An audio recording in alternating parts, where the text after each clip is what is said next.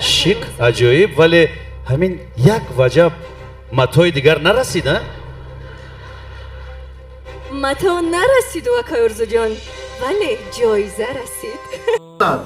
ببینه بعضی خواهرای تاجیک ما لباس بپوشن شیفان کامبخت، اگر همون پایاننگی به چیزش نباشد تمامی بدنش میتابد. خیریت که همون سینه بندک برامدست یا پلافکر، اگر هوایی نباشد همه سینه هاش هم میتابد، هم جای در کارش میتابد. مگر این مسلمان است؟ در بدن لباس دارد، پیغمبر خدا گفتند اما لباس رالی خودش اجرا نمی کند، وظیفش به جا نمی بیارد، یعنی بدنش نمی پوشاند، بدنش همش میتابد. کدامش کمبینشکی داشته باشد یک دو، کمبینشکی نداشتیش همش مائلاتون. این زنها گفتن از شریعت دور شده هستند، از اخلاق جدا شدگی هستند. ممیلاتون دیگرها هم از اخلاق دور کننده هستند. موهای سراشان در گردی سرشان کلوله کردگی، این پیغمبر خدا 1400 سال پیش گفت. تا وقت این زنها نبودن، موی سراشان بلند برداشتگی مثل کوفان شتر سری لج میگردن.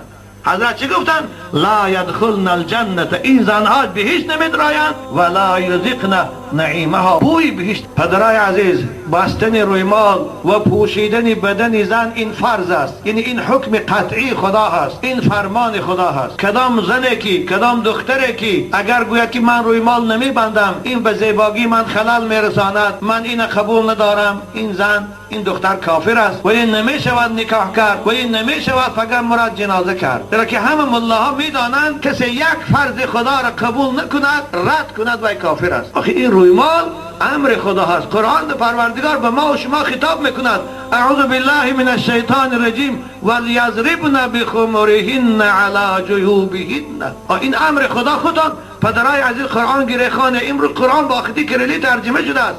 در سوره نور خدا میگه باید زنهای مسلمان وقتی که به کوچه میبرایند بر سر خود رویمال پرتایند که موی سر اونها را، پیشی بری اونها را از چشم بیگانه ها پنهان دارد. این امر خدا هست. میشود امر رئیس جمهور کسی اجرا نکند؟ چگونه ما امر خدا را نمیتون اجرا نمیکنیم؟ فقط در پیشگاه خدا چی جواب میتید؟ پدرای عزیز شما فقط چی جواب میتید؟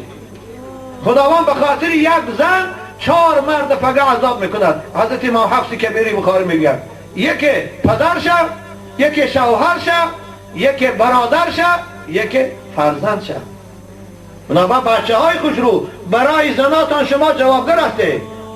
امروز زنهاتان سری لج میگردد، کرتی آستین کلته میپوشد، پیشی برش لج در کوچه میگردد، شما برای و فقط جواب میدید. شما چگونه مرد هستی من نمیفهمم، اما من مرد هستم.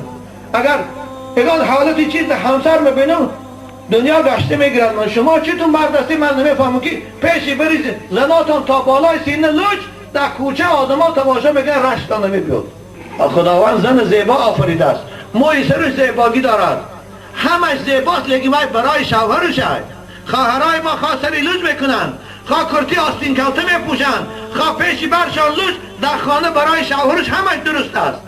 اما وقتی که کوچه میبرد باید در سرش رویمال پرتود، کوچه میبرد باید در بدنش یک پلاش پوشد. وای زنی مسلمان است، وای اروپایی نیست، وای مسیحی نیست، وای مسلمان است. و این مسلمان گفته فقط جنازه میکنه.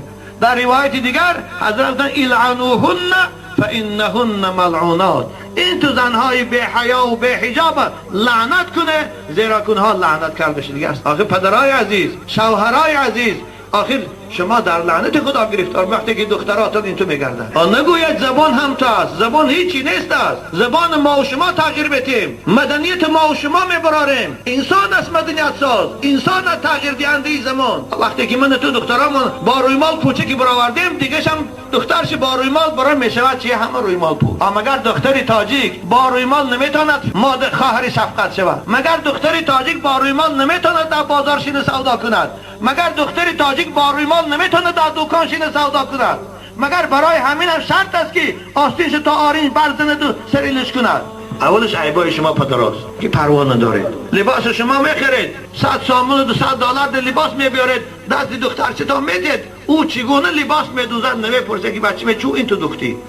تو مسلمانی، تو رو من مسلمان تربیت کردیستم. این لباسی تو لباسی کافر است، شما این تو پوشید ایستادی یک بار نمیگید. حالا قرآن پروردگار به زنهای مسلمان و به مردها و به پدرها خطاب میکند که یا ایها النبی قل لازواجک و بناتک و نساء المؤمنین یدنین علیهن من جلابیبهن. این امر خدا هست، این امر رئیس جمهور نیست. امر فرمان جمهور برات خوابتان نمیبرد برای اجرا کردنش خانه به خانه میدوید. شما برای فرمان خدا را اجرا کردن حرکت نمیکنید. رئیس جمهور از کار میگیرتان خلاص، اما خدای رئیس جمهور فلجت میکند، فقط در قبر عذابت میکند، فقط در حبس خانه دوزخش ابدی میسوزاند. این فقط ای کار میگیرد. اگر 50 ساعت گیرد رنگی غفار ساعت 20 سال سوتت میکنه، تمام دیگه ای کار زاید نمیکند. لیکن انشالله اینم نمیکند. این کار اینم مسلمان است. اما چون ما و شما فرمان خدا رو به جا نمیبریم، خیال میکنه که دنیا هم تو میگذرد میره، خیال میکنه که هیچ مسئولیت نیست. نه عزیزان من، این خطا هست. فقط شما در کرسی جنایت یک همه ما میشینیم. خداوند از این حیاتی ما، از این عائله ما، از بچه دخترامون از ما میپرسد. بنابر خدا به پیغمبرش گفت یا ایها النبی، ای پیغمبر بزرگوار، قل لازواجک و بناتک، به زنهات بگو، به دخترات بگو، و نساء المؤمنین، به زنهایی که مسلمان هستند و دخترایی که دعوای مسلمانی بکنن به اونها بگو یدنین علیهن من جلابیبهن. وقتی که به کوچه میبرایند بر بدن خود یک لباس پرتایند که بدن اونها را از چشم مردم پنهان کند. اسلام هیچگاه زن مجبوری به خانشین نمی کند. اسلام طرفدار است که دخترای ما خوانند، کار کنند، صاحب کسب هنر شوند، لیکن با آداب اسلامی. ما باشیم هیچی نداریم، 100 سال از اروپا کفا موندیم، محتاج اروپایی هستیم، اما در بد اخلاقی از وی پیش رفتیم. اگر دختران در پیشگاه خدا بالای شما دعوا میکنن که خدایا اول پدر و مادر من عذاب کن، که این پدر و مادر یک بار من نگو که بچه به تو مسلمانی روی مال بند، یک بار نگو بچه به تو مسلمانی کرتی آستیندار پوش نگو. بنابراین فتوای من است و فتوای انشاءالله هر عالم با تقواست. هر دختری که سری لوج میگردد کرتی آستین کلته میپوشد و این نکاحش درست نیست. پدر و مادرای عزیز و یار زکس کنه مانند اما رسا بارین آنی شوهرش بره تیتان و یار نکاح نکنه. نکاح برای دو مسلمان درست میشود.